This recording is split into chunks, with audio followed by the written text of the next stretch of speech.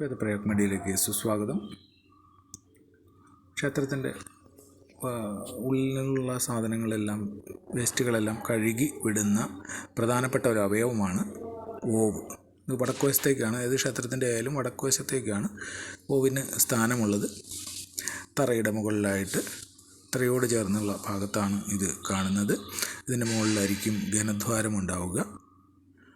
ഈ ഓവിലൂടെയാണ് ദേവനെ കുളിപ്പിക്കുന്ന വെള്ളവും ഉള്ളു ശുദ്ധമാക്കുന്ന ജലവുമെല്ലാം, അഭിഷേക ജലവുമെല്ലാം ഇതിലെ തന്നെയാണ് വരിക.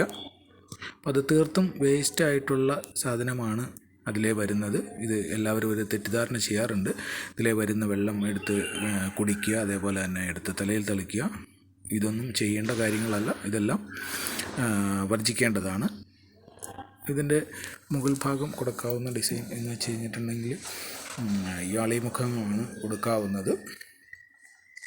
പിന്നെ താഴത്തേക്ക് പല രൂപത്തിലായിട്ട് പല പ്രത്യേക ഡിസൈനുകളൊക്കെ കൊടുക്കാറുണ്ട്. എങ്കിലും ഇതൊരു സാധാരണ ക്ഷേത്രത്തിൻ്റെ സാധാരണ ഒരു ഓവാണ്. വളരെ നല്ല രീതിയിൽ കാണുന്നു. വളരെ ചെറുതും. ഓവിന് അളവുണ്ട്. ഈ അളവ് നമ്മുടെ തന്ത്രശാസ്ത്ര പ്രകാരമാണ് ഇതിൻ്റെ അളവുകളെല്ലാം ഉള്ളത്. തന്ത്രസമുച്ചയം, ആ തന്ത്രസമുച്ചയ ബുക്കിൽ അളവ് പറയുന്നത് നമ്മുടെ ക്ഷേത്രത്തിൻ്റെ വലിപ്പത്തിനനുസരിച്ച്, ശ്രീകോവിലിൻ്റെ വലിപ്പത്തിനനുസരിച്ചാണ് ഈ ഓവിൻ്റെ വലിപ്പവും നിശ്ചയിക്കുന്നത്. അത് കട്ടിലയുടെ വലിപ്പവും അങ്ങനെ തന്നെയാണ് നിശ്ചയിക്കുന്നത്.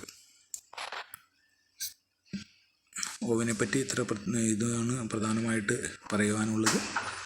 ഇതിലെ ഒഴുകി വരുന്ന ജലം കുടിക്കാനോ ശരീരത്തിൽ തളിക്കുവാനോ ഒന്നും ഉപയോഗിക്കാൻ പാടുള്ളതല്ല.